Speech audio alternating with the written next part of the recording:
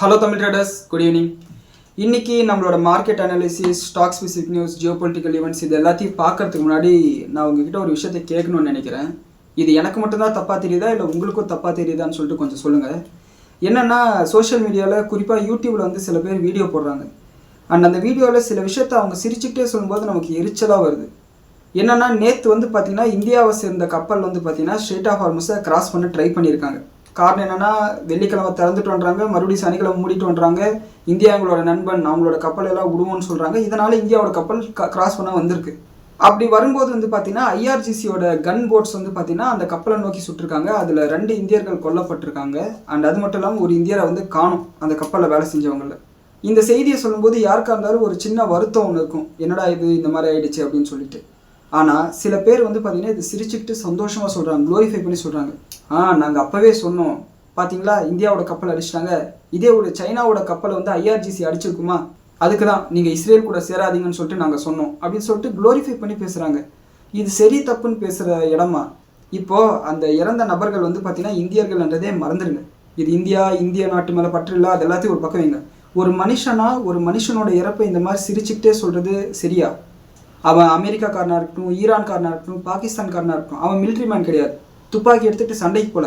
அவன் நம்மள மாதிரி ஒரு சாதாரண ஒரு வேலைக்கு போயிருக்கான்.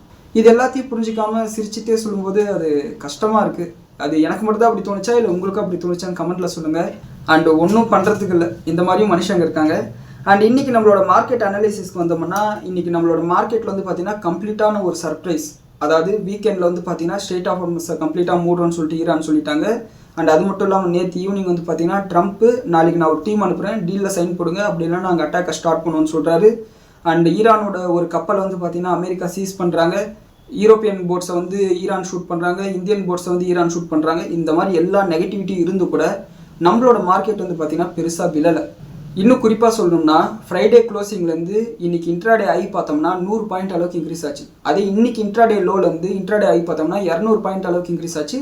கடைசியில் வந்து பார்த்தீங்கன்னா ஃப்ளாட்டாக முடிஞ்சிருக்கு. யூஸ்வலாக வந்து பார்த்தீங்கன்னா இந்த மாதிரி ஒரு அன்சர்டைனான சுச்சுவேஷன் வந்து பார்த்தீங்கன்னா மார்க்கெட் பயங்கரமாக விழணும். ஆனால் இப்போ மார்க்கெட் வந்து பார்த்தீங்கன்னா எப்படி ஒரு மைண்ட் செட்டுக்கு வந்துருச்சுன்னா, நீங்கள் சண்டை போடுவீங்கன்னு சொல்லிட்டு எனக்கு நம்பிக்கைலாம் இல்லை, நீங்கள் வந்து பேசி ஒரு முடிவுக்கு வாங்க, நீங்கள் சண்டை போடுறது முடிவு பண்ணதுக்கப்புறம் நான் வேணால் விழுந்துக்கிறேன்னு சொல்லிட்டு மார்க்கெட்டே வந்து பார்த்தீங்கன்னா அதை போங்கப்பா அந்த பக்கம் ஓரமாக போய் விளையாடுங்கன்னு சொல்லிட்டு சொன்ன மாதிரி இருக்குது. ஸோ இன்றைக்கி கிளியராக வந்து பார்த்தீங்கன்னா ஒரு அப்சல்யூட் கன்சால்டேஷன் வந்து பார்க்க முடிஞ்சது. அதுவும் குறிப்பாக வந்து பார்த்தீங்கன்னா மேலே ஒரு 100 பாயிண்ட், கீழே ஒரு 100 பாயிண்ட், இதுக்குள்ளே வந்து பார்த்தீங்கன்னா நிஃப்டி ட்ராவல் ஆச்சு. ஈவன் கோல்டு ப்ரைஸஸ் கூட $4750 $4850 இந்த $100 அப்படி கன்சாலிடேட் ஆச்சு. ஸோ இது வந்து பார்த்தீங்கன்னா அக்ராஸ் த அசெட் கிளாஸஸில் வந்து இதை நம்மளால் பார்க்க முடிஞ்சது. அண்ட் இதெல்லாம் இப்படி இருக்கும்போது மத்தியானத்துக்கு மேலே வந்து பார்த்தீங்கன்னா சில அப்டேட்ஸ் வந்தது. அதில் தான் வந்து பார்த்தீங்கன்னா நிஃப்டி வந்து இன்ட்ராடே ஐலேருந்து கீழே விழுந்தது. அதாவது ஈரானோட ஃபாரின் மினிஸ்டரோட ஸ்போக் பர்சன் வந்து என்ன சொல்கிறாருன்னா, ஈரான் வந்து அடுத்த கட்ட பேச்சுவார்த்தைக்கு நாங்கள் போக போகிறது கிடையாது. அண்ட் அது மட்டும் இல்லாமல் நாங்கள் என்ரிச் பண்ணி வச்சிருக்கிற யுரேனியத்தை நாங்கள் ஈரான்லேருந்து வெளியே கொண்டு போகவே மாட்டோம் அப்படின்னு சொல்லியிருக்காங்க. இது வந்து பார்த்தீங்கன்னா கம்ப்ளீட்டாக சீஸ்ஃபயருக்கு ஒரு முற்றுப்புள்ளியாக இருக்கும், மறுபடியும் அட்டாக்ஸை ஸ்டார்ட் பண்ணணும்னு சொல்லிட்டு ஒரு பயத்தை உண்டாக்குச்சு. அதனால் கூட நம்மளோட மார்க்கெட் இன்ட்ராடே கெயின்ஸ் எல்லாத்தையும் லூஸ் பண்ணுறதுக்கு வாய்ப்பாக இருந்திருக்கும். அண்ட் யுனைடெட் அரப் எமிரேட்ஸ் வந்து பார்த்தீங்கன்னா இப்போ அமெரிக்காவுக்கு எதிராக திரும்பியிருக்காங்க. அதாவது இந்த போர்னால வந்து எங்களுக்கு தேவையில்லாமல் பாதிப்பு ஏற்பட்டிருக்கு, அது எல்லாத்துக்கும் நஷ்ட ஈடு கொடுங்க, அப்படி இல்லைன்னா நாங்கள் வந்து சைனாவோட யுவானில் வந்து நாங்கள் ட்ரேடை ஆரம்பிக்கிறோம். காரணம் என்னென்னா, சும்மா இப்படி மாத கணக்கில் வந்து பார்த்திங்கன்னா எங்களால் வந்து வியாபாரம் பண்ணாமல் இருக்க முடியாது, ஆல்ரெடி ஏகப்பட்ட இடத்துல வந்து பார்த்திங்கன்னா எங்களுக்கு நஷ்டம் ஏற்பட்டிருக்கு, அது எல்லாத்தையும் நாங்கள் சரி செய்யணும்னா நாங்கள் மறுபடியும் சைனீஸ் கரன்சியில் எங்களோட ட்ரேடை ஆரம்பிக்க போகிறோம் அப்படின்னு சொல்லியிருக்காங்க. இது வந்து பார்த்திங்கன்னா அமெரிக்காவுக்கு ஒரு மிகப்பெரிய அடி. டீடாலரைசேஷனை வந்து தடுக்கிறது தான் ட்ரம்ப்போட வேலையாக இருந்தது. கடைசியில் வந்து பார்த்தீங்கன்னா ட்ரம்ப் பண்ண கோமாளித்தனத்தால் டீடாலரைசேஷனை நோக்கி அவரே வந்து இப்போ எல்லாரையும் கூட்டிகிட்டு போயிட்டுருக்காரு. அண்ட் அது மட்டும் இல்லாமல் இத்தனை நாள் நமக்கெல்லாம் இருந்த சந்தேகம் வந்து பார்த்தீங்கன்னா அமெரிக்காவில் இருக்கிற எதிர்கட்சிகளுக்கும் வந்து பார்த்தீங்கன்னா வந்திருக்கு. அதாவது அவங்க என்ன சொல்கிறாங்கன்னா, ட்ரம்ப் வந்து மென்டலி ஸ்டேபிளான ஆளான்னு கேட்டிருக்காங்க. ஒருவேளை அந்த அளவுக்கு மென்டல் ஸ்டெபிலிட்டி அவருக்கு இல்லைன்னா இந்த அளவுக்கு பவர்ஃபுல்லான ஒரு பொசிஷனில் அவர் இருக்கிறது வந்து சரி கிடையாது. முதல்ல அவருக்கு வந்து பார்த்தீங்கன்னா நம்ம வந்து ஒரு ஐக்யூ டெஸ்ட் எடுக்கணும்னு சொல்லிட்டு பேசியிருக்காங்க. ஸோ அந்த மாதிரி ஒரு வேலை நடந்துச்சுன்னா அது மிகப்பெரிய வரலாற்று நிகழ்வாக இருக்கும். ஒரு சிட்டிங் பிரசிடென்ட்டுக்கு வந்து பார்த்தீங்கன்னா ஐக்யூ டெஸ்ட் எடுக்கிறது. ஸோ என்ன நடக்குதுன்னு பார்ப்போம். அண்ட் இவங்க 2 பேர் வரிசையில் வந்து பார்த்தீங்கன்னா அடுத்து பிரிட்டன் வந்து இன்னொரு ஷாக் கொடுத்துருக்காங்க. அதாவது தொடர்ந்து வந்து பார்த்தீங்கன்னா யூகேயோட பிரைம் மினிஸ்டர் ஸ்டார்மர் கூட வந்து பார்த்தீங்கன்னா ட்ரம்ப் வந்து கலாட்டா பண்ணிகிட்டே இருக்காரு, நீ வந்து பார்த்தீங்கன்னா எனக்கு விமானம் தாங்கி போர் கப்பலை வந்து அனுப்பலை அப்படி இப்படின்னு சொல்லிட்டு ஸ்டார்மர் கூட வந்து பார்த்தீங்கன்னா சண்டைக்கு இழுத்துட்டு இருக்காரு. அதுக்கு ஸ்டார்மர் வந்து பார்த்தீங்கன்னா I am fed up with Trump அப்படின்னு சொல்லிட்டு ஒரு ஸ்டேட்மெண்ட் பண்ணியிருந்தார். அதை நம்மளோட நியூஸ் வீடியோவில் ஒரு வாரம் 10 நாள் முன்னாடி கூட நம்ம பேசியிருந்தோம். ஸோ இப்போ வந்து யூகே வந்து என்ன மனநிலைக்கு வந்துட்டாங்கன்னா, இதுக்கு மேலே வந்து பார்த்தீங்கன்னா அமெரிக்கா வந்து நமக்கு எந்த விதத்துலையும் பயன்பட மாட்டாங்க, நம்ம பேசாமல் மறுபடியும் யூரோப்பியன் யூனியன் கூட வந்து ஜாயிண்ட் அடிச்சிடணும்னு சொல்லிட்டு முடிவு பண்ணியிருக்காங்க. இதுக்கு வந்து அங்கே இருக்கிற மக்களும் பெரிய அளவில் வந்து ஆதரவு சொல்லியிருக்காங்க. அண்டு நம்ம இந்தியா சைட்லேருந்து பார்த்தீங்கன்னா அமெரிக்காவுக்கு ஒரு அடியை கொடுத்துருக்கோம். அதாவது போன வருஷம் 2025 பிப்ரவரி மாதம் வந்து பார்த்தீங்கன்னா இந்தியாவும் ரஷ்யாவும் வந்து ஒரு அக்ரிமெண்ட் சைன் பண்ணுறாங்க. அந்த அக்ரிமெண்ட் பேர் வந்து பார்த்தீங்கன்னா Indo Russian reciprocal exchange of logistic அக்ரிமெண்ட்னு சொல்லிட்டு சொல்கிறாங்க. இந்த அக்ரிமெண்ட்டில் வந்து என்ன பேசியிருக்காங்கன்னா 3000 சோல்ஜர்ஸ், 5 வார்ஷிப், 10 ஏர்கிராஃப்ட் ரஷ்யாவுக்கு நாம் அனுப்பணும், ரஷ்யா நமக்கு அனுப்புவாங்க. இப்போ உங்களுக்கு ஒரு கேள்வி வரலாம், இது என்னது, இது 3000 சோல்ஜர்ஸ் ரஷ்யாக்காரங்கிட்ட இல்லையா இல்லை நம்மக்கிட்ட இல்லையா? அதே மாதிரி ஏர்கிராஃப்ட்டும் அதே மாதிரி வார்ஷிப் வந்து பார்த்தீங்கன்னா அவங்ககிட்ட இல்லையா நம்மக்கிட்ட இல்லையா, எதுக்கு இது அனுப்புகிறாங்க அப்படின்னு சொல்லிட்டு உங்களுக்கு ஒரு கேள்வி வரும். அதாவது இதுக்கான பொருள் என்னன்னா, இந்தியா மேலே கை வச்சேன்னா அது ஏன் மேலே கை வைக்கிற மாதிரி, ஏன்னா ஏன் ஆள் அங்கே இருக்கான்னு சொல்லிட்டு ரஷ்யா சொல்கிற மாதிரி. ரஷ்யா மேலே கை வச்சேன்னா இந்தியா மேலே கை வைக்கிற மாதிரி, ஏன்னா ஏன் ஆள் அங்கே இருக்கான்னு இந்தியா சொல்கிற மாதிரி. இந்த மாதிரி ஒரு நகர்வை வந்து பார்த்தீங்கன்னா நம்ம இந்தியா வந்து பண்ணியிருக்காங்க. குறிப்பாக வந்து எந்த மாதிரியான காலகட்டம்னா, பாகிஸ்தானும் அமெரிக்காவும் ஜாயிண்ட் அடிச்சிட்டு இருக்கிற இந்த காலகட்டத்தில். ஸோ இதுவும் வந்து பார்த்தீங்கன்னா ட்ரம்ப்புக்கு ஒரு மிகப்பெரிய தலைவலியாக மாறிட்டு இருக்கு. இதெல்லாம் வந்து பார்த்தீங்கன்னா அதிகாரத்தில் இருக்கக்கூடிய மனுஷங்க பண்ணுற விஷயம். ஆனால் இயற்கையும் வந்து பார்த்தீங்கன்னா மனித இனத்தை வந்து பார்த்தீங்கன்னா பயங்கரமாக சோதிக்க ஆரம்பிச்சிருக்கு. என்னன்னா, ஜப்பானுக்கு பக்கத்தில் வந்து பார்த்தீங்கன்னா கடலில் நிலநடுக்கம் ஏற்பட்டிருக்கு. ரிக்டர் ஸ்கேலில் வந்து பார்த்தீங்கன்னா 7.4 வந்து அந்த நிலநடுக்கம் வந்து நோட் பண்ணியிருக்காங்க. அண்ட் இதனால் வந்து பார்த்தீங்கன்னா ஜப்பானில் வந்து சுனாமி எச்சரிக்கை வந்து கொடுத்துருக்காங்க. ஒருவேளை இது வந்து பார்த்தீங்கன்னா மிகப்பெரிய ஒரு நேச்சுரல் டிசாஸ்டராக இருந்தால் கண்டிப்பாக வந்து பார்த்தீங்கன்னா ஜப்பானில் வந்து இயல்பு வாழ்க்கை பெரிய அளவில் பாதிக்கப்படும். 2011 நினைக்கிறேன், அந்த காலகட்டத்தில் நான் ஸ்கூல் போயிட்டு இருந்தேன். அதாவது ஜப்பானில் இதே மாதிரி சுனாமி வந்து அங்கே வந்து ஃபுகுஷிமா அணு உலைன்னு சொல்லிட்டு ஒரு அணு உலை வந்து வெடித்து சிதறிடுச்சு. அந்த ரேடியேஷன் வந்து பார்த்தீங்கன்னா அங்கே பயங்கரமாக ஸ்ப்ரெட் ஆச்சு. அதுக்கப்புறம் வந்து பார்த்தீங்கன்னா தெரிஞ்ச வரையும் ஜப்பானில் வந்து இந்த மாதிரி நியூக்ளியர் பிளான்ஸ் எல்லாத்தையுமே வந்து பார்த்தீங்கன்னா ஷட் டவுன் பண்ணிட்டாங்க. கம்ப்ளீட்டாக வந்து பார்த்தீங்கன்னா இந்த அணுசக்தியில் இயங்கக்கூடிய எல்லா பிளான்ஸையும் வந்து ஷட் டவுன் பண்ணிட்டாங்க. ஸோ இந்த முறை வந்து அந்த மாதிரி பெரிய டிசாஸ்டர் வரக்கூடாதுன்னு சொல்லிட்டு நம்ம கடவுள்கிட்ட வேண்டிப்போம். அண்ட் இதுதான் வந்து பார்த்தீங்கன்னா ஜியோ பொலிட்டிக்கல் நடந்த ஈவெண்ட். அண்ட் நம்மளோட ஃபைனான்ஸ் மினிஸ்டர் வந்து என்ன சொல்லியிருக்காங்கன்னா, இந்தியாவோட ஃபாரெக்ஸ் ரிசர்வ்ஸ் வந்து $700 பில்லியன் அளவுக்கு இருக்குது நம்மக்கிட்ட. ஸோ இது வந்து பார்த்தீங்கன்னா அடுத்த 11 மாதத்துக்கு நம்மளுக்கு எக்ஸ்போர்ட்ஸுக்கு தேவையான அளவுக்கு இருக்குது. இது வந்து பார்த்தீங்கன்னா நமக்கு போதுமான அளவுக்கு ஃபாரெக்ஸ் தான், நம்ம வந்து பார்த்தீங்கன்னா அந்த அளவுக்கு சிக்கல் இல்லை அப்படின்னு சொல்லியிருக்காங்க. இதுவும் கூட ஒரு பாசிட்டிவான விஷயமாக பார்க்கப்படுது. தொடர்ந்து வந்து பார்த்தீங்கன்னா கவர்மெண்ட் வந்து ருப்பி டிப்ரிசியேஷனை தடுக்கணும்னு சொல்லிட்டு போராடிட்டு இருக்காங்க. ஆனால் இன்னைக்கு மறுபடியும் வந்து பார்த்தீங்கன்னா இந்தியன் கரன்சி வந்து $93 per டாலர் என்ற அளவுக்கு வந்து கிராஸ் பண்ணி போயிடுச்சு. இது வந்து பார்த்தீங்கன்னா இன்னும் எவ்வளோ தூரம் போகுதுன்னு சொல்லிட்டு நான் பார்க்கணும். காரணம் என்னென்னா, இந்த எஸ்கலேஷன் காரணமாக க்ரூட் ஆயிலோட விலை அதிகமாகுது இல்லையா, அதனால் வந்து பார்த்தீங்கன்னா இன்டர்நேஷனல் எல்லா கரன்சிஸும் டிப்ரிஷியேட் இருக்குது, நம்மளோட கரன்சி டிப்ரிஷியேட் ஆகுது. ஒன்ஸ் இந்த பிரச்சனை முடிஞ்சாதான் வந்து பார்த்தீங்கன்னா இந்த ருப்பி டிப்ரிஷியேஷனுக்கு ஒரு முடிவு வரும், கவர்மெண்ட் என்னதான் ஸ்டெப்ஸ் எடுத்தாலும். அண்ட் அடுத்து வந்து பார்த்தீங்கன்னா நம்மளோட மார்க்கெட் அனாலிசிஸ்க்கு வந்தோம்னா, இன்றைக்கி நிஃப்டி வந்து பார்த்தீங்கன்னா 60 பாயிண்ட் அளவுக்கு கேப் அப் ஓப்பன் ஆச்சு. நம்ம காலையில் ப்ரீ மார்க்கெட் ரிப்போர்ட்லேயே பேசியிருந்தோம். அண்ட் அங்கேருந்து பார்த்தீங்கன்னா ஒரு செல் ஆஃப் வந்தது, கிட்டத்தட்ட ஒரு 100 பாயிண்ட் அளவுக்கு இருந்தது. அண்ட் அங்கேருந்து பார்த்தீங்கன்னா 200 பாயிண்ட் அளவுக்கு ரெக்கவர் ஆச்சு. அந்த ரெக்கவர் வந்து பார்த்தீங்கன்னா சர்ப்ரைசிங்காக இருந்தது. அண்ட் மத்தியானத்துக்கு மேலே வந்து பார்த்தீங்கன்னா ஈரான் கிட்டேருந்து வந்த செய்திகளை வச்சு பார்க்கும்போது மறுபடியும் மார்க்கெட்டில் வந்து ஒரு செல் ஆஃப். ஓகே, மார்க்கெட் வில்லுன்னு சொல்லிட்டு தான் நான் வந்து நினச்சேன் பர்சனலாக. ஆனால் அதுக்கப்புறம் வந்து பார்த்தீங்கன்னா மறுபடியும் ஒரு ரிகவரி வந்து மார்க்கெட் வந்து ஃப்ளாட்டாக முடிஞ்சிருக்கு. ஸோ மார்க்கெட் வந்து பார்த்தீங்கன்னா இவனுங்க வந்து இதே மாதிரி உதார் விட்டுட்டே இருப்பாங்க, கடைசியில் வந்து பார்த்தீங்கன்னா வெள்ளை கொடி வேந்தன்னு சொல்லிட்டு காட்டிட்டு போயிடுவாங்கன்னு சொல்லிட்டு கன்ஃபார்மாக தெரிஞ்சிருக்கு. ஸோ என்ன நடக்குதுன்னு பார்க்கணும். அண்ட் இன்னைக்கு வந்து பார்த்தீங்கன்னா அட்வான்ஸ் டிக்ளைன் ரேஷியோ மொத்தம் 3300 கம்பெனியில் 2043 கம்பெனி நெகட்டிவாகவும் 1261 கம்பெனி வந்து பார்த்தீங்கன்னா பாசிட்டிவாக முடிஞ்சிருக்கு. அண்ட் இன்னைக்கு நம்மளோட போர்ட்ஃபோலியோ வந்து நெகட்டிவாக தான் முடிஞ்சிருக்கும். என்னதான் நிஃப்டி வந்து பார்த்தீங்கன்னா மைல்டு பாசிட்டிவாக முடிஞ்சிருந்தாலும் இன்னைக்கு நம்மளோட போர்ட்ஃபோலியோ அடி வாங்கியிருக்கும். காரணம் என்னென்னா, ப்ராடர் இண்டெக்ஸஸ் எல்லாம் ஃப்ளாட்டாக இருந்தாலும் mid cap small cap indexes வந்து 0.5% அளவுக்கு நெகட்டிவாக இருந்தது. சில செக்டார்ஸ் வந்து பார்த்தீங்கன்னா பயங்கரமாக அடியும் வாங்கியிருந்தது. ஐடி செக்டார் வந்து பார்த்தீங்கன்னா 1% அளவுக்கு இருந்தது. அண்ட் அதே சமயம் பிஎஸ்யூ பேங்க்ஸ் வந்து பார்த்தீங்கன்னா 1% அளவுக்கு பாசிட்டிவாகவும் இருந்தது. மேபி இது வந்து பார்த்தீங்கன்னா இண்டெக்ஸ் மேனேஜ்மெண்ட்டாக கூட இருக்கலாம்.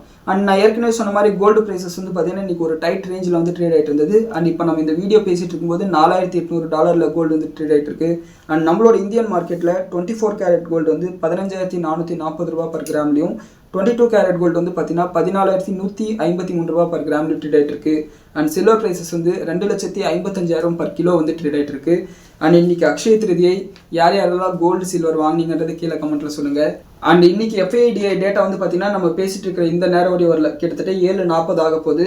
அண்ட் எஃப்ஐஎஸோட இண்டெக்ஸ் பொசிஷன் வந்து பார்த்தீங்கன்னா 79% அளவு குறைச்சிருக்காங்க. இது வந்து பார்த்தீங்கன்னா போன வியாழக்கிழமை வந்து 80% இருந்தது, இப்போ வந்து பார்த்தீங்கன்னா 79% குறைச்சிருக்காங்க. அண்ட் இன்னைக்கு என்ன குறைச்சிருக்காங்களா ஏற்றிருக்காங்கன்னு தெரியல, அது நம்மளுக்கு நாளைக்கு தான் தெரியும். And once cash market activity வந்த உடனே நம்மளோட வாட்ஸ்அப் சேனல்லேயே சொல்கிறேன், நம்மளோட ஃபஸ்ட்டு கமெண்ட்லேயே வந்து பார்த்தீங்கன்னா நான் வந்து அதை அட்டாச் பண்ணுறேன். அண்ட் இன்னைக்கு ஸ்டாக் ஸ்பெசிஃபிக் நியூஸ்னு வந்தோம்னா ஏஷியன் பெயிண்ட்ஸோட ஷேர் ப்ரைஸ் வந்து 2% அளவுக்கு இன்க்ரீஸ் ஆயிருந்தது. அண்ட் அதுக்கு காரணம் வந்து பார்த்தீங்கன்னா நம்ம வந்து வியாழக்கிழமை வெள்ளிக்கிழமையே பார்த்தோம், க்ரூட் ஆயிலோட விலை அதிகமானதுனால அவங்களோட ப்ரைஸஸ் வந்து இன்க்ரீஸ் பண்ண போகிறாங்கன்னு சொல்லிட்டு பேசியிருந்தோம். அண்ட் இவங்க வந்து பார்த்தீங்கன்னா இன்னொரு முறை வந்து ப்ரைஸஸ் இன்க்ரீஸ் பண்ண போகிறதா சொல்லியிருக்காங்க. இது வந்து பார்த்தீங்கன்னா அவங்களோட கம்பெனிக்கு வந்து நல்ல விஷயம், அவங்களோட ஷேர் ஹோல்டர்ஸ்க்கு நல்ல விஷயம், ஏஷியன் பெயிண்ட்டை வாங்க போகிறவங்களுக்கு வந்து கெட்ட விஷயம். ஒன்ஸ் ஏஷியன் பெயிண்ட் வந்து இன்க்ரீஸ் பண்ணுறாங்கன்னா மற்ற பெயிண்ட் கம்பெனி வந்து பார்த்தீங்கன்னா தொடர்ந்து இன்க்ரீஸ் பண்ணிட்டு வந்துடுவாங்க. ஸோ நீங்கள் வீடு ஏதாவது கட்டுற மாதிரி இருந்தால் அட்வான்ஸாக பெயிண்ட்டை வாங்கி வச்சுக்கிறது நல்லது. அண்ட் அடுத்து வந்து பார்த்தீங்கன்னா ஏர்டெல்லோட ப்ரைஸஸ் வந்து பார்த்தீங்கன்னா இன்றைக்கி காலையில் ஓப்பன் ஆகும்போது 1% அளவுக்கு பாஸ்ட் வந்தது. அண்ட் எண்ட் ஆஃப் தி டே வந்து பார்த்தீங்கன்னா ஃப்ளாட்டாக முடிஞ்சிருக்கு. காரணம் என்னென்னா ஏர்டெல்லில் 3 மாதத்துக்கு ரீசார்ஜ் பண்ணுற பிளானுக்கு வந்து பார்த்தீங்கன்னா 50 ரூபா அளவுக்கு இன்க்ரீஸ் பண்ணியிருக்காங்க. பேசிக்கலாக வந்து பார்த்தீங்கன்னா நீங்கள் ரீசார்ஜ் பண்ணும்போது 1 வருஷத்துக்கு போட்டுக்கிட்டிங்கன்னா 10லேருந்து 15% அளவுக்கு உங்களுக்கு மிச்சமாகும். அண்ட் அதே மாதிரி 3 மாதத்துக்கு போட்டிங்கன்னா 1 மாதத்துக்கு போடுறத விட அதில் வந்து கொஞ்சம் கம்மியாகும். அண்ட் 3 மாதமாக போடுற பிளானை வந்து இவங்க இன்க்ரீஸ் பண்ணதுனால இவங்களோட ஷேர் ப்ரைஸ் இன்க்ரீஸ் ஆயிருக்கு. காரணம் வந்து ஆர்பு வந்து இன்க்ரீஸ் ஆகுன்றதுனால தான். ஸோ இதன் காரணமாக வந்து பார்த்தீங்கன்னா காலையில் வந்து பார்த்தீங்கன்னா 1% அளவுக்கு கேப் அப் ஆனாலும் எண்ட் ஆஃப் த டேல வந்து பார்த்தீங்கன்னா ஃப்ளாட்டாக தான் முடிஞ்சிருக்கு. அண்ட் எம்சிஎக்ஸ்க்கு வந்து பார்த்தீங்கன்னா ஒரு பாசிட்டிவான அப்டேட் வந்திருக்கு. இவங்களுக்கு செபி கிட்ட வந்து கோல் எக்ஸ்சேஞ்ச் பிஸ்னஸ்க்கான அப்ரூவல் வந்து கிடைச்சிருக்கு. இதில் வந்து எம்சிஎக்ஸ் வந்து 100 கோடி ரூபாய் வரையும் முதலீடு பண்ண போகிறதா சொல்லியிருக்காங்க. அண்ட் கோல் எக்ஸ்சேஞ்ச் பிஸ்னஸ் வந்து அவ்வளோ பெரிய பிஸ்னஸ் தான் நீங்கள் கேட்டீங்கன்னா கண்டிப்பாக அது அவ்வளோ பெரிய பிஸ்னஸ் தான். காரணம் என்னென்னா நம்மளோட ஸ்டேட் கவர்மெண்ட்டெல்லாம் வந்து பார்த்தீங்கன்னா இந்த தெர்மல் பவர் பிளான்ட்ஸ்க்கு வந்து நிலக்கரி வாங்குவாங்க, அதையும் அங்கேருந்து வாங்க முடியும். அதே மாதிரி வந்து பார்த்தீங்கன்னா சில ப்ரைவேட் பிளேயர்ஸ் இருப்பாங்க, அவங்களும் வந்து பார்த்தீங்கன்னா பவர் பிளான்ட்ஸ் வந்து மெயின்டைன் பண்ணிட்டு இருப்பாங்க, அவங்களும் அந்த கோல் எக்ஸ்சேஞ்சில் வாங்க முடியும். ஒன்று. ரெண்டாவது வந்து பார்த்தீங்கன்னா சில மெட்டல் மேனுஃபேக்சரிங் கம்பெனிஸ்க்கு அவங்களோட ஃபர்னாசஸை எரிக்கிறதுக்காக இருக்கட்டும், நம்ம பிசிசிஎல் ஐபிஓ வீடியோ பண்ண இல்லையா, அந்த ஐபிஓ வீடியோலேயே சொல்லியிருப்போம், கோக்கிங் கோலாக இருக்கட்டும், இதெல்லாம் வந்து பார்த்தீங்கன்னா அவங்களுக்கு தேவைப்படும். திடீர்னு போய் எக்ஸ்சேஞ்ச் இருந்துச்சுன்னா போய் வாங்கிக்கலாம். அப்போ வந்து பார்த்தீங்கன்னா இவங்களுக்கு பெரிய அளவில் பிஸ்னஸ் வரும். அதனால தான் வந்து பார்த்தீங்கன்னா இன்றைக்கி வந்து இவங்களோட ஷேர் ப்ரைஸ் வந்து இன்க்ரீஸ் ஆயிருக்கு. அண்ட் ஹெச்டிஎஃப்சி பேங்கோட ரிசல்ட் வந்து பார்த்தீங்கன்னா வீக்கெண்டில் ரிலீஸ் பண்ணியிருந்தாங்க. நம்ம வந்து சொல்லியிருந்தோம் அந்த ரிசல்ட் வந்து அந்த அளவுக்கு ஒன்றும் நல்லா இல்லைன்னு சொல்லிட்டு. இன்றைக்கி வந்து காலையில் ஃபஸ்ட்டு அந்த 5 மினிட்ஸ் கேண்டில் பார்த்தீங்கன்னா நான் வந்து அந்த சார்ட்டு காமிக்க முடியாது ரூல்ஸ் படி. நீங்கள் வந்து அந்த ஃபஸ்ட்டு 5 மினிட் கேண்டில் சார்ட் பார்த்தீங்கன்னா மேலேயும் பெரிய வீக் இருக்கும், கீழே பெரிய வீக் இருக்கும். அந்த அளவுக்கு ஒரு பெரிய கன்ஃபியூஷன் வந்து பார்த்தீங்கன்னா ட்ரேடர்ஸ் மத்தியில் இருந்தது. இதை சரின்னு எடுத்துக்கிறதா தப்புன்னு எடுத்துக்கிறதா அப்படின்னு சொல்லிட்டு அவங்களுக்கே ஒரு கன்ஃபியூஷன். ஸோ 4 இறுதியில் வந்து பார்த்தீங்கன்னா ஒரு 0.5% அளவுக்கு நெகட்டிவ் முடிஞ்சிருக்கு. அண்ட் ஹெச்டிஎஃப்சி பேங்க்கில் வந்து பார்த்தீங்கன்னா ஆல்ரெடி எல்லா டேமேஜும் முடிஞ்சிடுச்சுன்னு தான் நம்ம எடுத்துக்கணும். அண்ட் இப்போ இருக்கிற வேலையில் வந்து பார்த்தீங்கன்னா கிட்டத்தட்ட 1.25% அளவுக்கு அவங்க டிவிடெண்டே கொடுக்குறாங்க. இப்போதைக்கு வந்து பார்த்தீங்கன்னா இது வந்து ஒரு வேல்யூபிளான பெட்டு தான். அண்ட் ஷேர் ப்ரைஸே வந்து பார்த்தீங்கன்னா ஒரு 20-30% மேலே போகிறதுக்கு வாய்ப்பு இருக்குது. அண்ட் அதே மாதிரி வந்து பார்த்தீங்கன்னா 2% வரைக்கும் டிவிடெண்ட் தரதுனால நீங்கள் தாராளமாக இதை கன்சிடர் பண்ணலாம். அண்ட் உங்கள் ஒப்பீனியன் என்னன்றது கீழே கமெண்ட்டில் சொல்லுங்கள். அண்ட் ஐசிஐசிஐ பேங்கோட ரிசல்ட் வந்து ஆக்சுவலாக நல்லாவே இருந்தது. அண்ட் அதனால் இன்றைக்கி அவங்களோட ஷேர் ப்ரைஸ் வந்து 1.5% அளவுக்கு பாசிட்டிவாக இருந்தது. அண்ட் ஐஇஎக்ஸ்க்கு வந்து பார்த்தீங்கன்னா ஒரு நெகட்டிவான அப்டேட் வந்திருக்கு. அதாவது இவங்களுக்கு வந்து பார்த்தீங்கன்னா சிஇஆர்சி சென்ட்ரல் எலக்ட்ரிசிட்டி ரெகுலேட்டரி கமிட்டி கிட்ட வந்து பார்த்தீங்கன்னா ஒரு டிராஃப்ட் வந்து கொடுத்துருக்காங்க. இந்த டிராஃப்ட் எதை பற்றி இருந்ததுன்னா மார்க்கெட் கப்ளிங்கை பற்றி உங்களோட ஒப்பீனியன் சொல்லுங்கன்னு சொல்லிட்டு பப்ளிக் கிட்ட கொடுத்துருக்காங்க. அண்ட் இது வந்து பார்த்தீங்கன்னா கூடிய சீக்கிரமே மார்க்கெட் கப்ளிங் வந்துடும். இதை பற்றி நம்ம ஜனவரி மாதமே ஒரு வீடியோ போட்டிருந்தோம். அந்த வீடியோ பார்த்தீங்கன்னா உங்களுக்கு இதில் பற்றி டீட்டெயிலாக வந்து எக்ஸ்பிளைன் பண்ணியிருப்பேன். ஸோ இது வந்து பார்த்தீங்கன்னா ஐஎக்ஸ்க்கு வந்து ஒரு நெகட்டிவான விஷயம். இன்றைக்கி அவங்களோட ஷேர் ப்ரைஸ் 7% மேலே விழுந்திருந்தது. அண்ட் அடுத்து வந்து பார்த்தீங்கன்னா ட்ரெண்டோட போர்ட் மீட்டிங் வந்து பார்த்தீங்கன்னா வர 22ஆம் தேதி புதன்கிழமை நடக்க போகுது. அண்ட் அந்த மீட்டிங்கில் வந்து பார்த்தீங்கன்னா Q4 நம்பர்ஸும் சரி, போனஸும் சரி, டிவிடெண்டும் சரி அனௌன்ஸ் பண்ணுறதுக்கு வாய்ப்பு இருக்குது. ஸோ அதை வந்து பார்த்தீங்கன்னா ட்ரெண்டோட ஷேர் ஹோல்டர்ஸ் நோட் பண்ணிக்கோங்க. அண்ட் அது மட்டும் இல்லாமல் இவங்க ஃபண்ட் ரைசிங்கும் பண்ண போகிறதா சொல்லியிருக்காங்க. ஸோ அதை பற்றின டீட்டெயில்ஸும் வந்து பார்த்தீங்கன்னா அந்த போர்ட் மீட்டிங்கில் வரும். ஸோ அன்றைக்கி வந்து பார்த்தீங்கன்னா ட்ரெண்ட் இன்வெஸ்டர்ஸ்க்கு ஒரு முக்கியமான நாளாக இருக்கும். அண்ட் பிஎஸ்சிக்கு வந்து பார்த்தீங்கன்னா ஒரு நெகட்டிவான நியூஸ் வந்திருக்கு. என்னென்னா ட்ரேடிங் வால்யூம் வந்து பயங்கரமாக குறைஞ்சிருக்கு இந்த ஏப்ரல் மாதத்துலன்னு சொல்லியிருக்காங்க. ஏன்னா எஸ்டிடி வந்து இன்க்ரீஸ் பண்ணதுனால தான். F1ஓவில் வந்து பார்த்தீங்கன்னா ஓவராலாக 20-40% அளவுக்கு வந்து ட்ரேடிங் வால்யூம் குறைஞ்சிருக்கு. அண்ட் குறிப்பாக ஆப்ஷன்ஸ் ட்ரேடிங் மட்டும் 20% அளவுக்கு குறைஞ்சிருக்குன்னு சொல்கிறாங்க. இது வந்து பார்த்தீங்கன்னா பிஎஸ்சிக்கு நெகட்டிவான விஷயம், புரோக்கர்ஸுக்கும் நெகட்டிவான விஷயம்.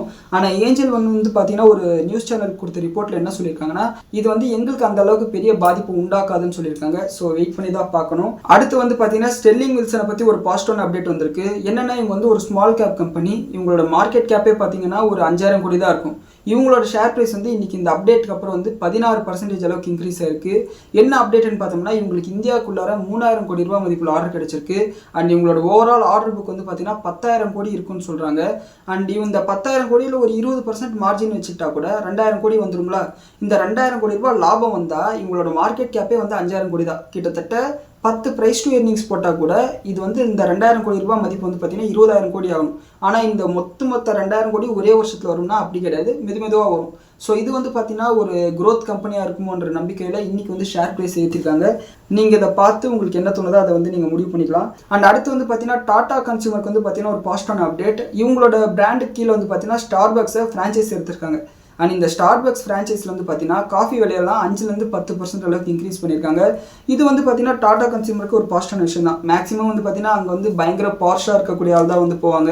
அண்ட் அவங்களுக்கு வந்து 5% 10% விலை அதிகமாக கொடுக்குறது வந்து பிரச்சனை இருக்காது. அண்ட் அடுத்து வந்து பார்த்தீங்கன்னா கவர்மெண்ட் வந்து பார்த்தீங்கன்னா ஃப்ளெக்ஸி ஃபியூல் எக்ஸ்பென்ஷன் பண்ணுறதுக்கு வந்து பார்த்தீங்கன்னா பிளான் பண்ணிட்டு இருக்காங்க. ஆல்ரெடி வந்து பார்த்தீங்கன்னா பெட்ரோலில் வந்து 20% எத்தனால் கலக்குறாங்க. மேற்கொண்டு அதிகமாக வந்து பார்த்தீங்கன்னா எத்தனால் கலக்கலாமா இல்லைனா கம்ப்ளீட்டாக எத்தனாலே ஓடக்கூடிய இன்ஜின்ஸ் வந்து உருவாக்கலாமான்ற மீட்டிங்கில் வந்து பார்த்தீங்கன்னா ஆயில் மார்க்கெட்டிங் கம்பெனிஸாக இருக்கட்டும், இந்த ஆட்டோமொபைல் கம்பெனிஸாக இருக்கட்டும், இவங்க கூட வந்து ஒரு மீட்டிங்கை போட்டிருக்காங்க. ஸோ இது வந்து பார்த்தீங்கன்னா யாருக்கு பாசிட்டிவான விஷயம்னா, ஒன்று ஆட்டோமொபைல் கம்பெனிஸ்க்கு வந்து பாசிட்டிவான விஷயம். ஏன்னா புது வண்டி வந்துச்சுன்னா நிறைய சேல்ஸ் வரும், அதனால் அவங்களுக்கு பாசிட்டிவான விஷயம். ரெண்டாவது யாருக்கு பாசிட்டிவான விஷயம்னா இந்த சுகர் கம்பெனிக்கெல்லாம் வந்து பாசிட்டிவான விஷயம். ஏன்னா அவங்க வந்து எத்தனாலையும் ப்ரொடியூஸ் பண்ணுவாங்க. நீங்கள் வந்து பார்த்தீங்கன்னா சுகர் கம்பெனியோட ஷேர் ப்ரைஸஸ் வந்து லாஸ்ட் 2-3 வருஷமாக இன்க்ரீஸ் ஆனதுக்கு காரணம் வந்து பார்த்தீங்கன்னா இந்த எத்தனால் தீம் தான். அண்ட் இதனால் வந்து பார்த்தீங்கன்னா பிராஜ் இண்டஸ்ட்ரீஸ், பல்ராம்பூர் சினி, எஸ்டிபிஎல் இந்த மாதிரி கம்பெனிஸ் வந்து பாசிட்டிவான ஒரு விஷயமா இருக்கும். அடுத்து வந்து பார்த்தோம்னா ஏஞ்சல் ஒன் மாதிரியே க்ரோன்னு சொல்லிட்டு இன்னொரு ப்ரோக்கர் இருக்காங்க, கண்டிப்பாக நீங்கள் கேள்விப்பட்டிருப்பீங்க. இவங்களோட Q4 ப்ராஃபிட் வந்து பார்த்தீங்கன்னா அப்படியே டபுள் ஆயிருக்கு. அதாவது இவங்க போன வருஷம் Q4ல் வந்து பார்த்தீங்கன்னா 310 கோடி ரூபா லாபம் பண்ணாங்கன்னா இந்த வருஷம் வந்து பார்த்தீங்கன்னா 686 கோடி ரூபாய் லாபம் பண்ணியிருக்காங்க. அண்ட் இவங்களோட மார்ஜினை கூட வந்து பார்த்தீங்கன்னா 63% மெயின்டைன் பண்ணுறாங்க. போன வருஷம் வந்து இது வந்து 49% இருந்தது. இது எல்லாமே பாசிட்டிவான விஷயம் தான். ஆனால் என்ன மேட்டர்னா அடுத்தடுத்து வந்து பார்த்தீங்கன்னா ட்ரேடிங் வால்யூம் குறைஞ்சா இவங்களோட ப்ராஃபிட்டில் அடிப்படுமோன்னு சொல்லிட்டு ஒரு பயம் இருக்குது. இது இவங்களுக்கு மட்டும் இல்லை, ஏஞ்சல்னு சொல்லிட்டு எல்லா ப்ரோக்கர்ஸ்க்கும் இந்த பிரச்சனை இருக்கும். ஸோ இதை எப்படி இவங்க வந்து பீட் அவுட் பண்ணி வெளியே வர போகிறாங்கன்னு சொல்லிட்டு நம்ம பார்க்கணும். அண்ட் இன்னும் வந்து பார்த்தீங்கன்னா எஃப்ஐடி டேட்டா வந்து ரிலீஸ் ஆகலை. ஸோ ஒன்ஸ் அது ரிலீஸ் ஆன உடனே வந்து பார்த்தீங்கன்னா நான் கீழே கமெண்ட் செக்ஷனில் சொல்கிறேன். அண்ட் இப்போ நம்ம பேசியிருக்கிற இந்த நேரத்தில் வந்து பார்த்தீங்கன்னா கிஃப்ட் நிஃப்டி வந்து பார்த்தீங்கன்னா ஒரு 100 பாயிண்ட் அளவுக்கு கேப் அப்னு சொல்லிட்டு காமிச்சிட்ருக்கு. அண்ட் அமெரிக்கன் மார்க்கெட் ஓப்பன் ஆகிடுச்சு, ஆல்மோஸ்ட் வந்து ஃப்ளாட்டாக தான் ட்ரேட் ஆகிட்டு இருக்கு. இன்னும் வந்து அவங்க என்ன முடிவு பண்ணியிருக்காங்கன்னு சொல்லிட்டு தெரியல. அண்ட் கோல்டு ப்ரைஸஸ் வந்து பார்த்தீங்கன்னா $4,816 இருக்குது. நான் ஏற்கனவே சொன்ன மாதிரி வந்து பார்த்தீங்கன்னா மேலேயும் கீழே ஒரு $50 முன்ன பின்ன வந்து ட்ரேட் ஆகிட்டு இருக்கு. க்ரூட் ஆயில் வந்து பார்த்தீங்கன்னா $94 இருக்குது. ஸோ இது எல்லாத்தையும் வந்து பார்த்தீங்கன்னா நம்ம நைட்டு ஃபுல்லாக உட்காந்து வேடிக்கை பார்த்துட்டே இருக்க வேண்டியதான், யாவன் என்ன சொல்கிறான்னு சொல்லிட்டு. அண்ட் மேற்கொண்டு ஏதாவது அப்டேட்ஸ் இருந்துச்சுன்னா நம்மளோட வாட்ஸ்அப் சேனலில் சொல்கிறேன்.